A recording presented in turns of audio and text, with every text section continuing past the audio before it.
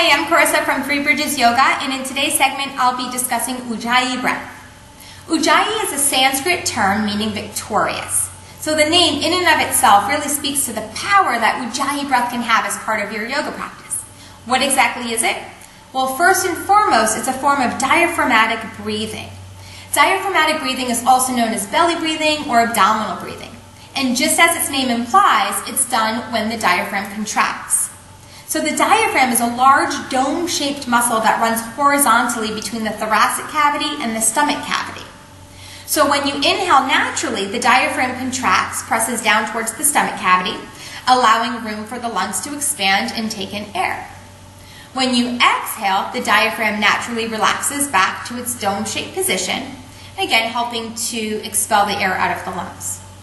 So diaphragmatic breathing happens when there's more intention, focus, and concentration on the breath. So when you take your deepest breath in, you contract your diaphragm beyond its normal range. The diaphragm presses further down onto the stomach cavity. So when that happens, you're allowing the lungs to fully stretch and open, getting in all that fresh oxygen. But at the same time, the contents of the stomach cavity have nowhere to go but out.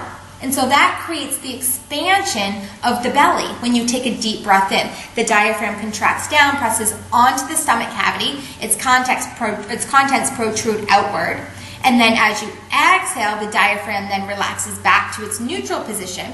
And with the help of the accessory muscles, it may lift a little bit higher as you expel the air more completely out of the lungs.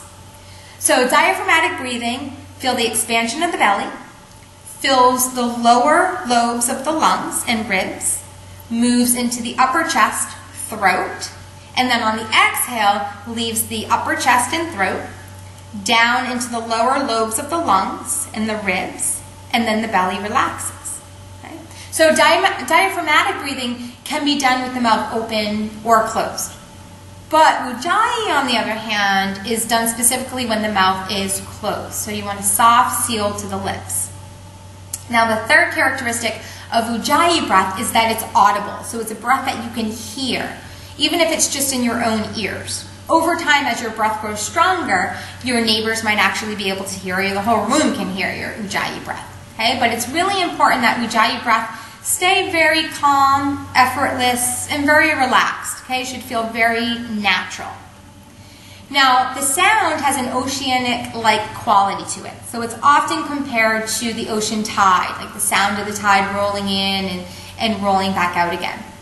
And this sound is produced by slightly closing off the throat opening. So if you constrict just slightly at the back of the throat. Now, when you do that, you also narrow the passageway or the airway. So it gives a little bit of a resistance to the air to travel through. Now at the same time, you partially close off the glottis. Now the glottis is a gap between the vocal cords or the vocal folds, and when you change that gap, it actually changes different vibrations in the throat. So when the air moves up and down as the glottis is closed partially, that creates sort of a rubbing sensation in the throat and turns into a bit of a rushing sound, that whoosh in and out. All right?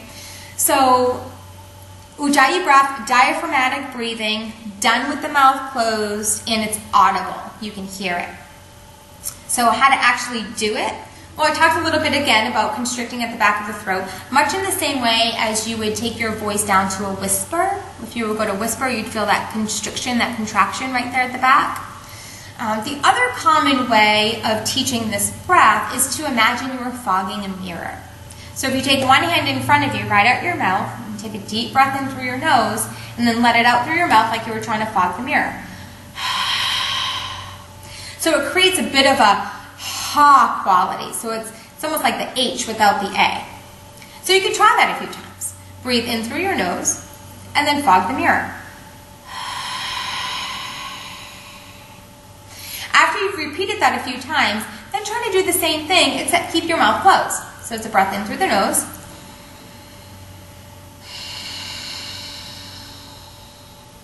Fogging the mirror with the mouth closed. Now getting that sound to happen on the inhale is a little bit more difficult. It can be kind of tricky. So you can try doing the same thing, just placing one hand at the back of your throat. So imagine that you're trying to fog the mirror that's now behind the neck as you inhale. And you can try this with the mouth open first. So it's like taking the breath straight back to the back of your throat to fog that mirror. And then fog in the front.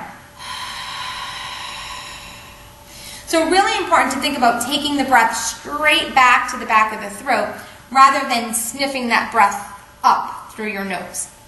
So as you do that a few times with the mouth open, then you can try to do it again with the mouth closed.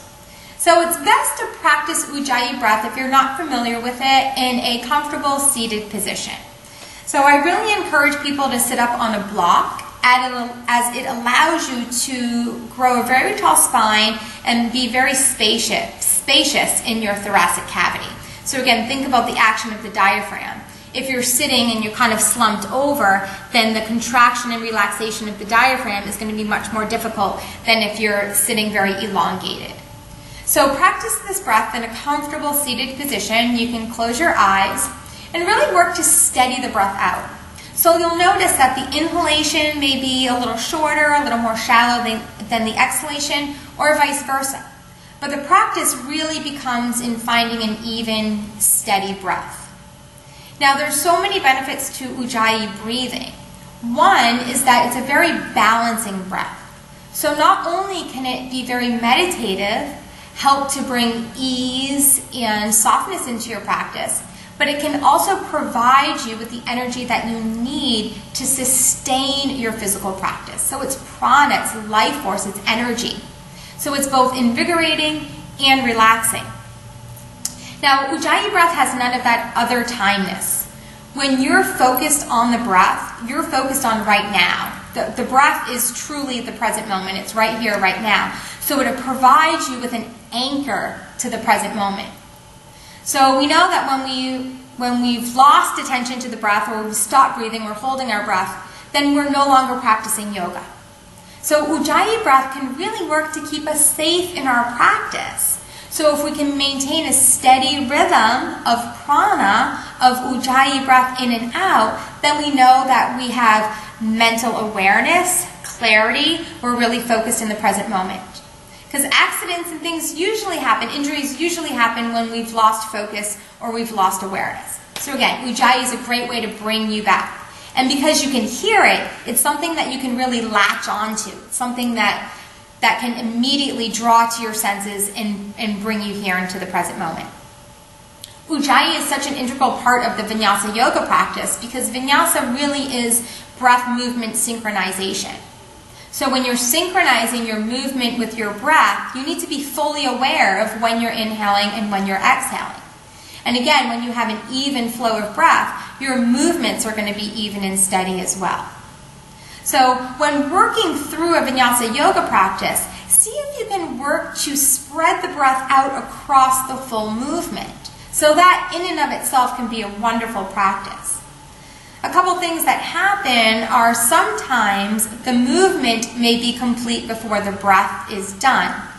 So a key pose for that is chaturanga, right? So often we get to the bottom of chaturanga, but we still have a lot of exhale to go, a lot of breath to expel. So see if you can work on slowing down the movement. The other thing that might happen is that the breath is gone before the movement is complete. That might be a sign that you're taking breath in too quickly. So see if you can slow down the breath, or you might have to speed up the movement. But a great practice that you can incorporate to get towards this point of breath movement synchronization, once you have Ujjayi down, is to connect it with some simple movement. So hands at the heart center.